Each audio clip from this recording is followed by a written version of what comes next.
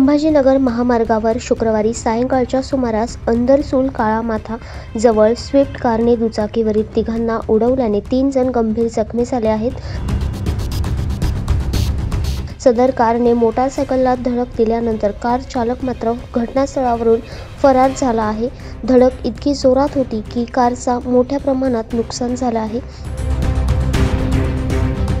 अपघातग्रस्त तिघांना येवला येथील खासगी रुग्णालयात दाखल करण्यात आले असून त्यांच्यावर उपचार सुरू आहेत.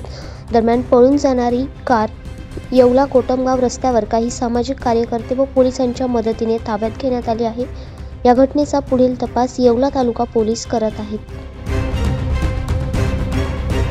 दैनिक भ्रमरसाठी प्रतिनिधी दीपक सोनवणे, येवला.